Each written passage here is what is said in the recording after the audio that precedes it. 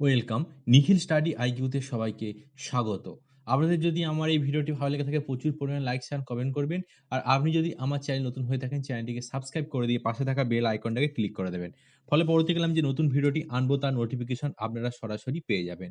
আজকে আলোচনা করছি ভারতীয় সংবিধান অর্থাৎ ইন্ডিয়ান পলিটি থেকে একটি গুরুত্বপূর্ণ অধ্যায় হচ্ছে ভারতীয় সংবিধানের যে উৎসসমূহগুলো রয়েছে সেগুলো মানে বিভিন্ন যে বিষয়গুলো রয়েছে সেই বিষয়গুলো কোথা থেকে নেওয়া হয়েছে সেই উৎসগুলো নিয়ে আজকের এই ভিডিও। এটি বিভিন্ন পরীক্ষায় আপনারা একটা কোশ্চেন অবশ্যই কমন পেয়ে যাবেন। তাই আপনারা সময় নষ্ট না করে পুরো ভিডিওটি প্রথম থেকে শেষ পর্যন্ত দেখে নেবেন। চলে আসছি, প্রথমে রয়েছে আমেরিকা বা মার্কিন যুক্তরাষ্ট্র। আমেরিকা বা মার্কিন যুক্তরাষ্ট্র থেকে সংবিধানে কি, কি বিষয় নেওয়া হয়েছে? আমেরিকা বা মার্কিন যুক্তরাষ্ট্র থেকে নেওয়া হয়েছে প্রস্তাবনা বা প্রিয়াম্বেল, লিখিত সংবিধান। তারপর নেওয়া হয়েছে উপরাষ্ট্রপতি অর্থাৎ ভাইস প্রেসিডেন্ট। তারপর নেওয়া হয়েছে রাষ্ট্রপতির অপসারণ অর্থাৎ প্রেসিডেন্টের যে ইমপিচমেন্টটা রয়েছে বা অপসারণ প্রক্রিয়া।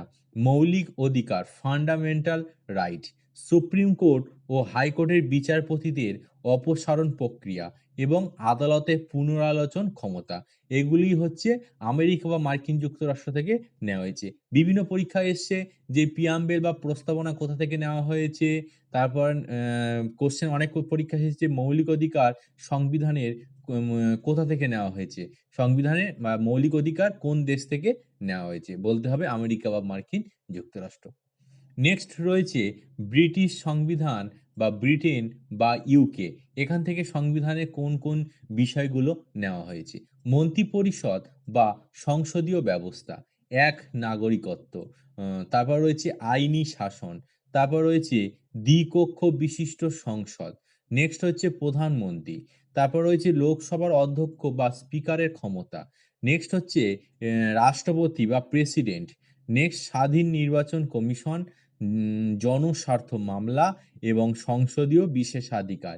এইসব বিষয়গুলি হচ্ছে ব্রিটিশ সংবিধান বা ব্রিটেন বা ইউকে থেকে নেওয়া হয়েছে।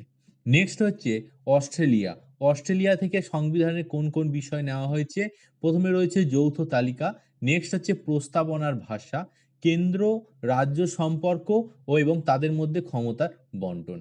নেক্সট হচ্ছে ব্যবসা বাণিজ্য, তারপর নেওয়া হয়েছে লোকসভা ও রাজ্যসভার যে যৌথ অধিবেশন, এগুলি সবই হচ্ছে অস্ট্রেলিয়া থেকে নেওয়া হয়েছে। নেক্সট হচ্ছে সোভিয়েত রাশিয়া। সোভিয়েত রাশিয়া থেকে রয়েছে মৌলিক কর্তব্য অর্থাৎ ফান্ডামেন্টাল ডিউটিস। তারপর নেক্সট হচ্ছে 5 ইয়ার প্ল্যান, পঞ্চবার্ষিকী পরিকল্পনা। এবার রয়েছে আইরিশ বা আয়ারল্যান্ড, এখান থেকে নেওয়া হয়েছে নির্দেশমূলক নীতি বা ডিপিএসপি। নেক্সট হচ্ছে রাষ্ট্রপতির নির্বাচন প্রক্রিয়া এবং নেওয়া হয়েছে রাজ্যসভার প্রার্থীদের যে মনোনয়ন। নেক্সট জেনে নেব দক্ষিণ আফ্রিকা থেকে নেওয়া হয়েছে সংবিধান সংশোধন পদ্ধতি। এটা খুবই গুরুত্বপূর্ণ সংবিধান সংশোধন পদ্ধতি কোন দেশ থেকে নেওয়া হয়েছে? দক্ষিণ আফ্রিকা।